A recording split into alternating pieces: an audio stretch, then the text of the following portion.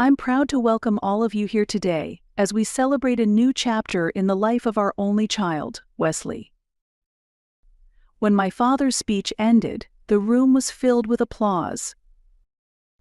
I quietly lowered my hand, holding my glass to my lap, and looked down.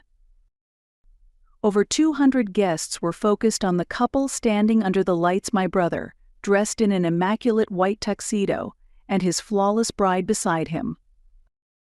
But there wasn't a seat for me. The $40,000 invoice I'd paid for this ceremony flickered through my mind. It was me who had made this entire event possible. And yet, no one knew. Or maybe they knew and chose to look away. That's when it hit me. I was never really part of this family.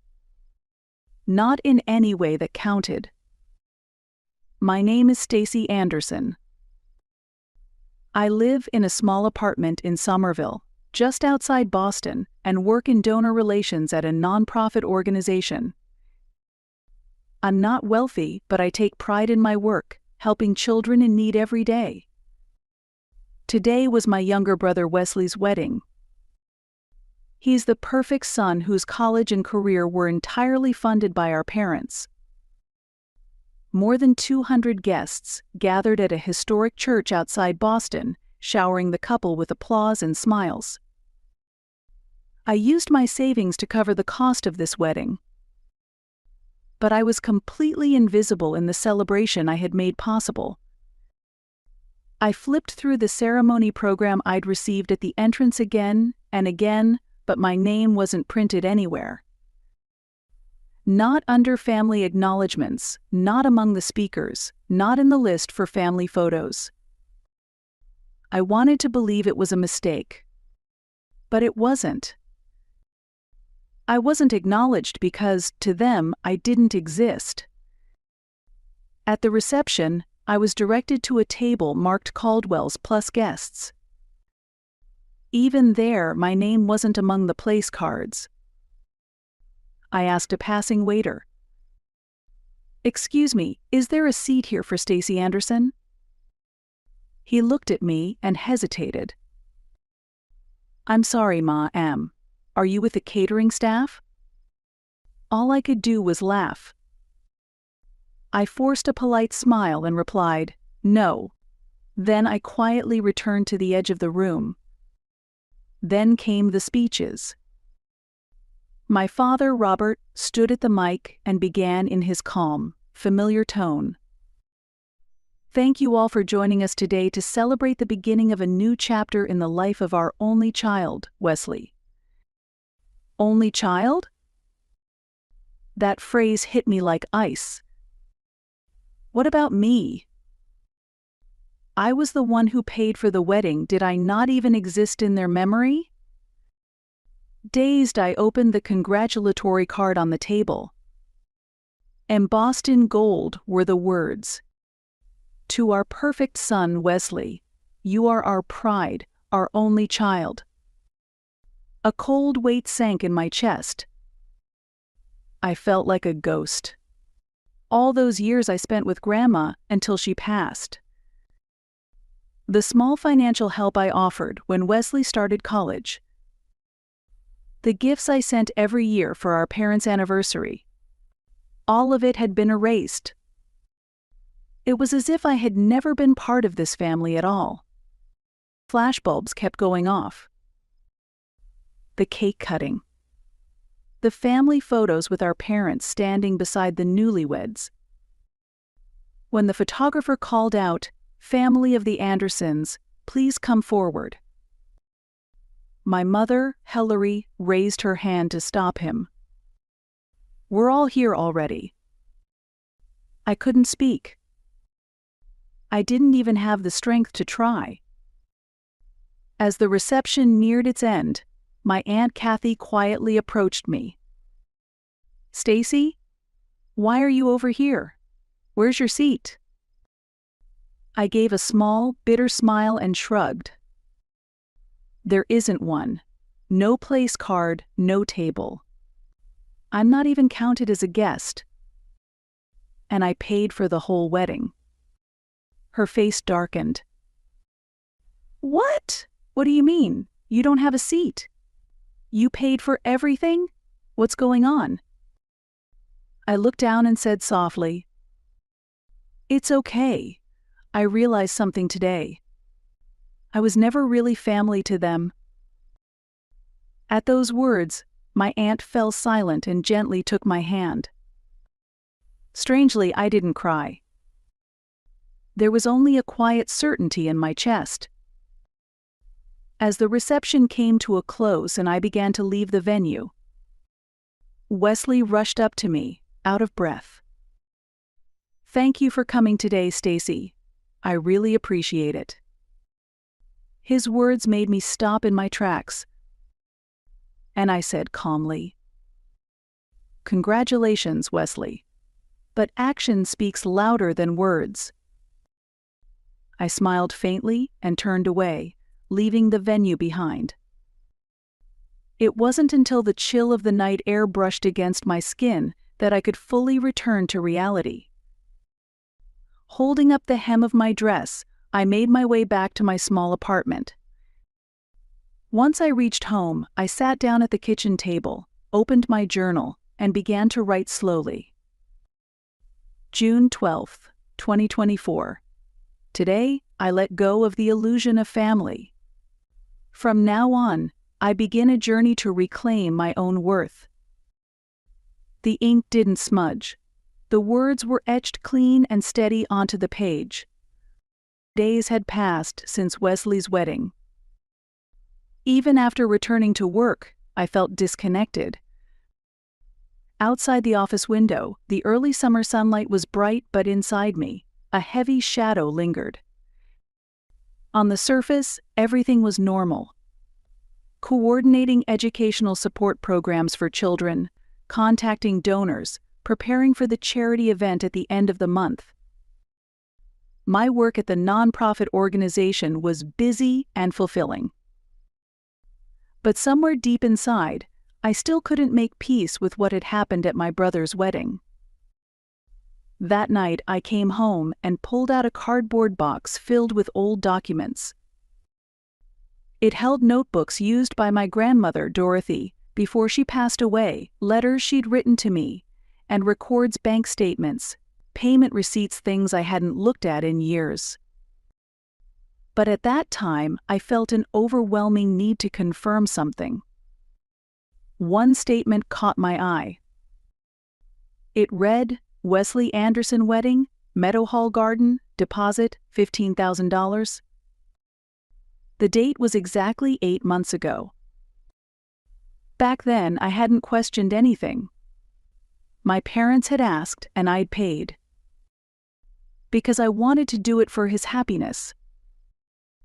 The invoices that followed detailed venue rental, catering, floral arrangements, planner fees amounting to nearly $40,000, all withdrawn from my account. My memories blurred. I never wanted praise.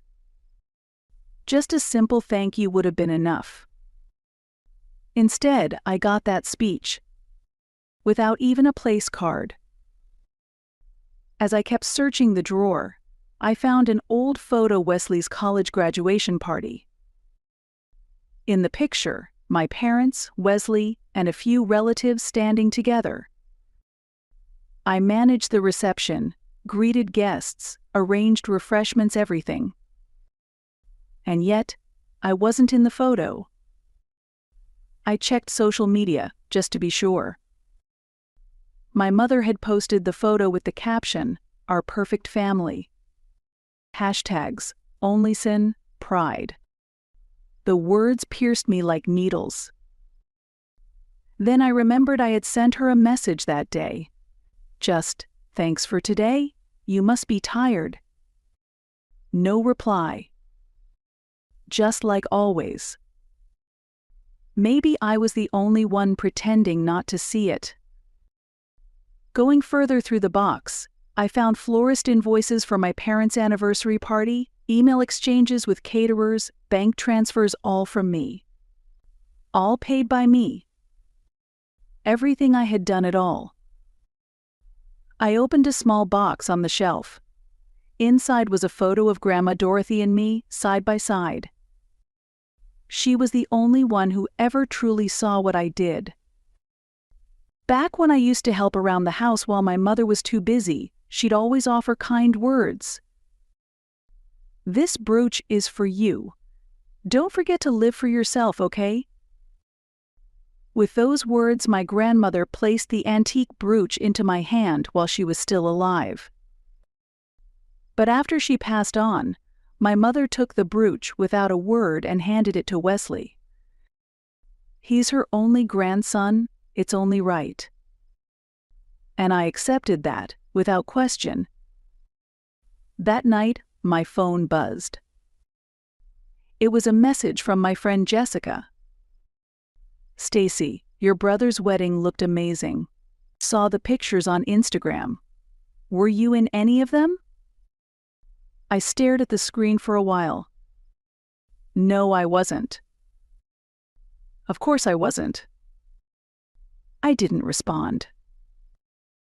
When I closed my eyes, a chill ran down my spine. This wasn't an accident. It had taken time, but little by little, I'd been erased from my family's memory, erased from their photos, made invisible even when I was the one organizing it all. Eventually, even my existence was denied. I sank deeper into my chair and buried my face in my hands. I couldn't take it anymore. A soundless cry rose from deep within. I was finally facing the truth. This erasure hadn't happened overnight. It had been deliberately, carefully constructed over years. And in the quiet of my heart, a small flame flickered. It wasn't anger, it was a clear, unwavering question. Why is my name nowhere to be found? And am I really okay with that? From that moment on, I was no longer just a shadow in my own family. I was preparing to reclaim my own life. That night marked a turning point. Piece by piece, I began unearthing the fragments buried deep in my memory.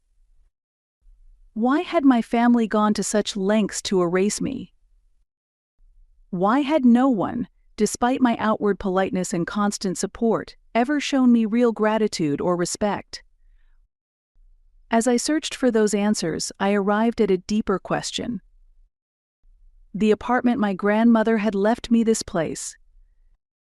Before she passed, Dorothy had told me, "I'm keeping this for you. It's meant to be yours."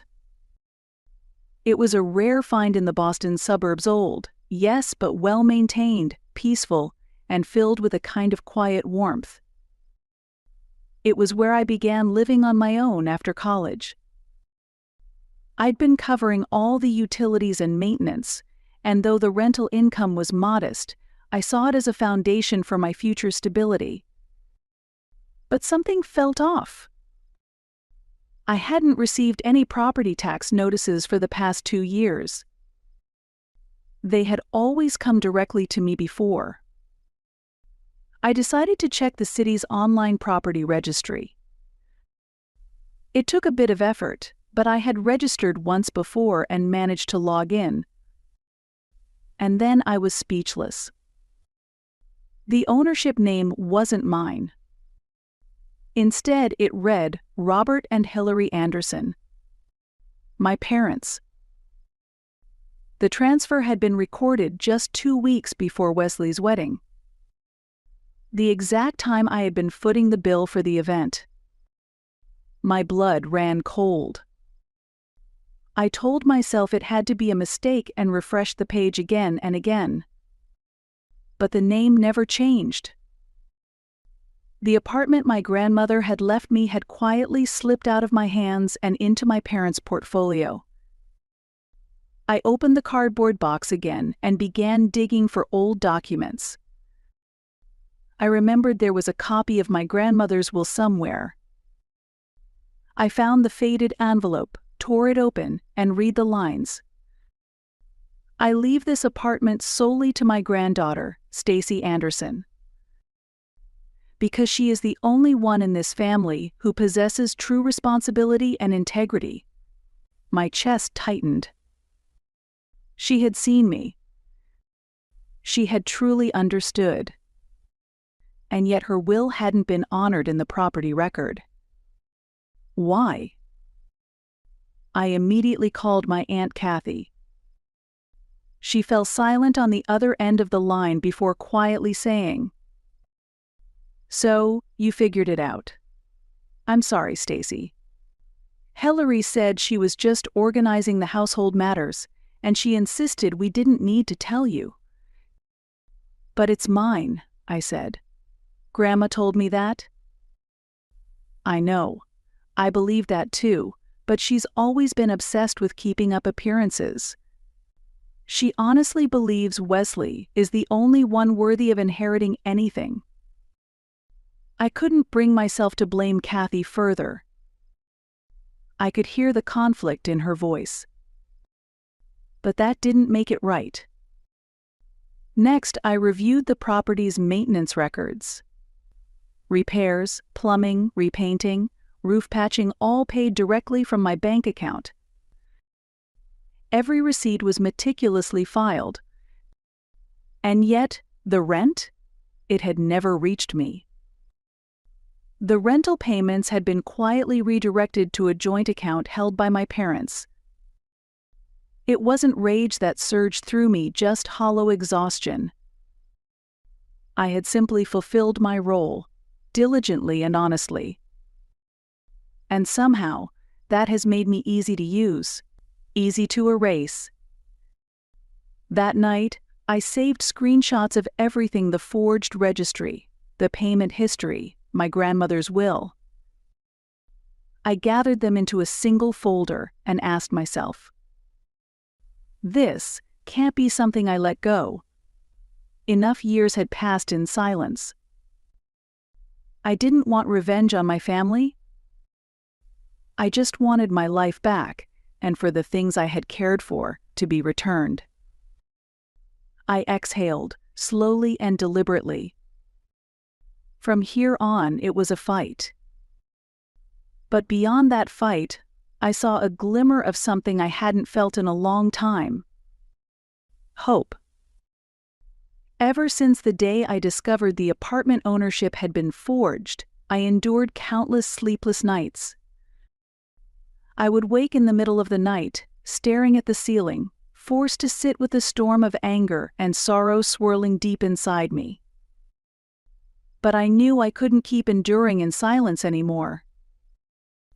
I had to reclaim my life and my own worth that had been trampled for so long. I didn't want to act out of anger. But bringing the truth to light through rightful, legal means, that was something I refused to compromise on. I decided to reach out to someone I could trust. Thomas Hansen.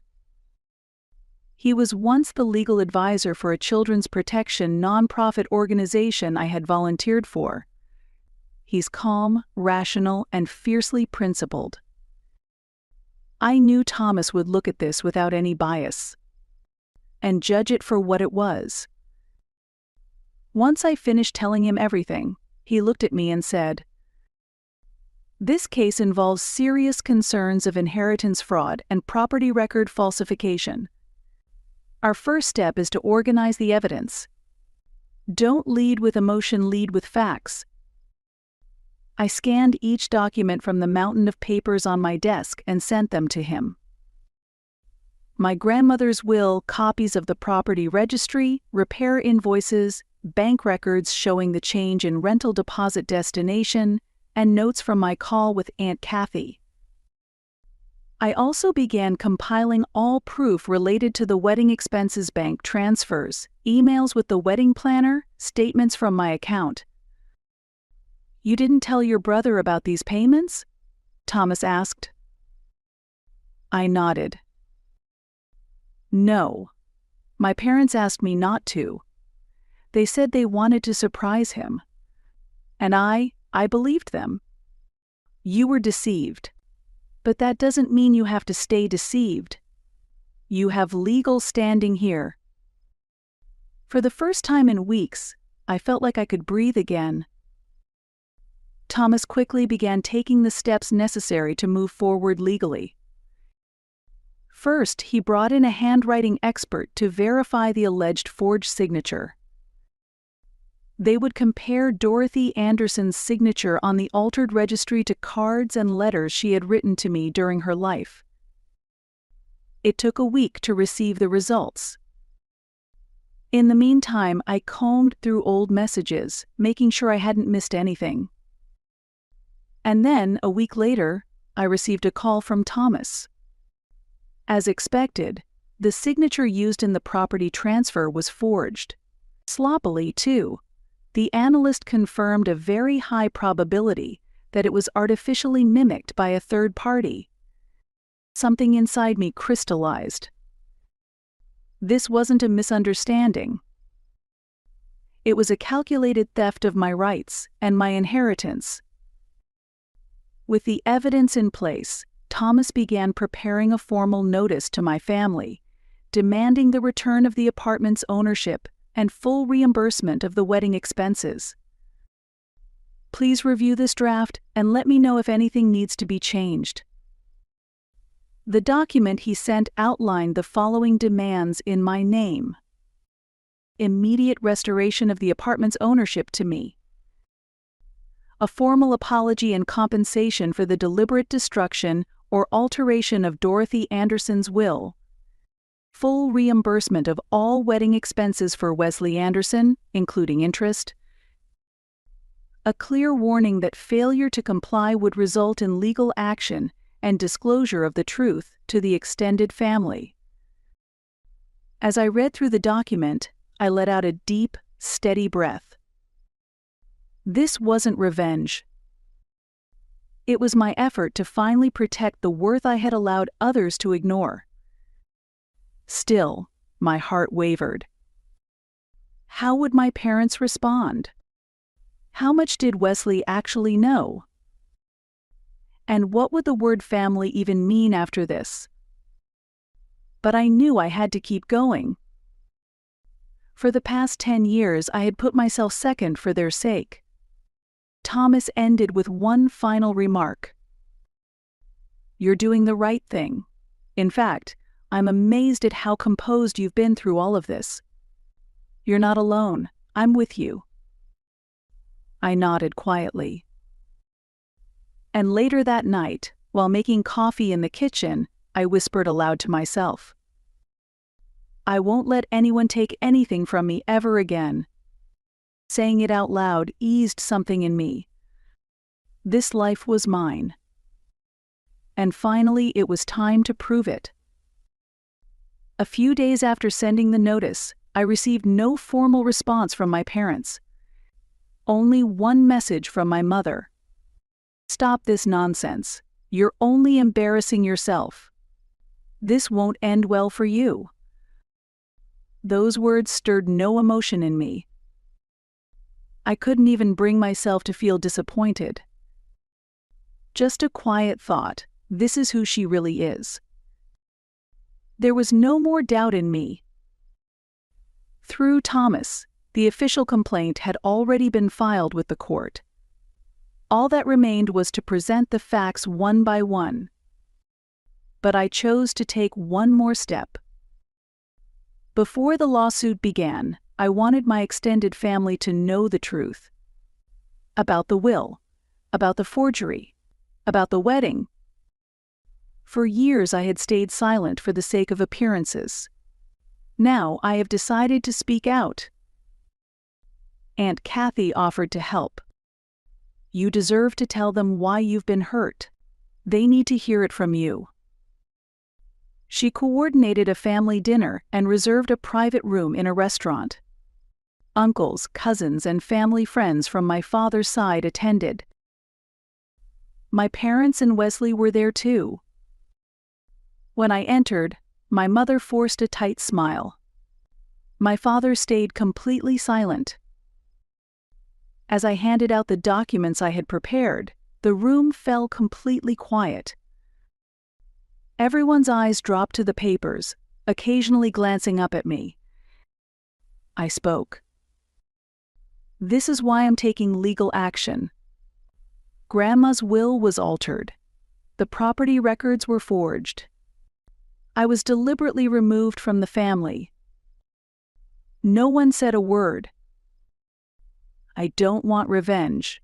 I just want to take back what is mine. I paused, then continued. I paid for Wesley's entire wedding, every cent. And yet on that day, I didn't even have a seat. I was treated like I didn't exist. Wesley looked at me for the first time, eyes wide. I had no idea. I didn't know you paid for the wedding, or about the apartment. I nodded. If you'd known everything, I don't think I could have recovered. That's why I want to believe you didn't know.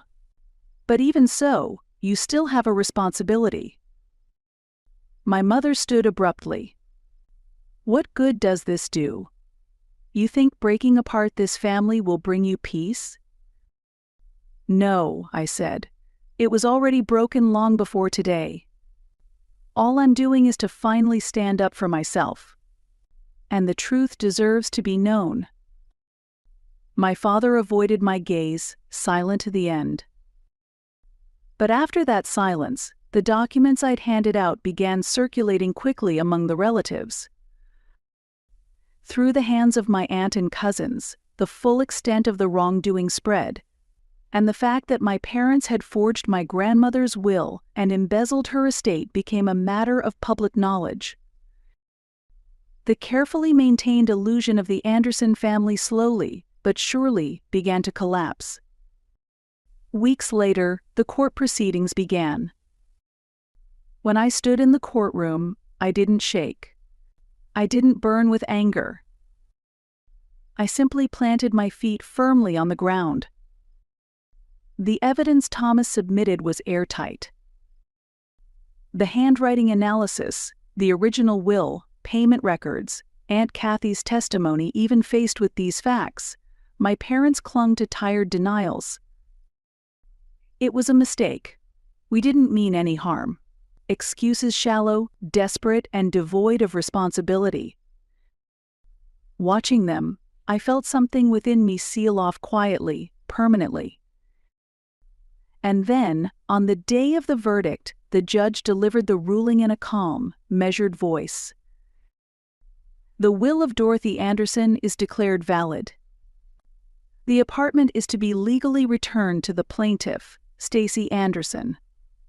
Furthermore, the defendants are ordered to compensate her for all related financial damages.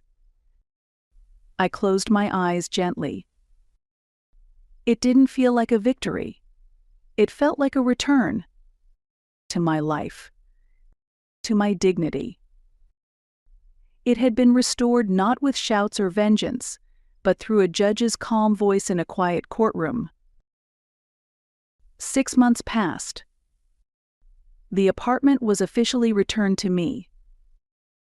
With the income it generated, I founded a new nonprofit, the Dorothy Project. It became both a shelter for children escaping abuse and domestic violence, and a scholarship program for those in need. Launching it wasn't easy. But after surviving the long and painful battle with my family, I had nothing left to fear. Slowly, supporters began to gather. People who donated, volunteered, showed up. They weren't bound to me by blood, but by something far deeper, shared purpose, and mutual care. Together, we started building something that finally felt like a real family. Meanwhile, the fall of the Anderson household was swift. Following the trial, my father's company lost the trust of shareholders and clients. Accounting irregularities were exposed, and he was eventually forced out.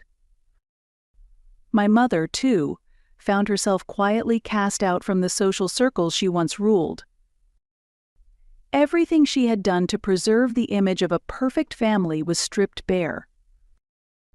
I heard they sold their suburban house and moved to a modest apartment.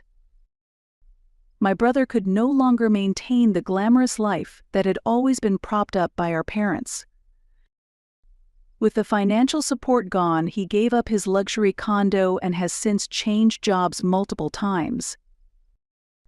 The title of the only child no longer drew applause.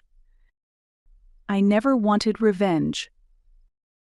All I ever wanted was to restore truth to my life. Many of my relatives, those who once turned away, began to distance themselves from my parents and brother. Some of them finally confronted the brokenness they had long ignored. And a few even came forward, clearly and kindly saying, "We're on your side." They supported my decisions, and some have started contributing to my nonprofit organization or volunteering in our programs. For the first time, I felt understood by people who shared my passion. Perhaps, in the end, every lie collapses under the weight of its own fiction. Justice isn't loud, but it's inevitable. One day, Thomas came by the Dorothy Project's office. He needed to go over some legal documents, but as he was leaving, he handed me a small envelope. This came through the Andersons' legal representative. They requested that it be returned to you. Inside was a small pouch. Resting within it was my grandmother's antique brooch. The one my mother had claimed should belong to her only grandson, Wesley, and was taken from me without a second thought. At last, it had found its way back to me. There were no words enclosed. But for me, that was enough.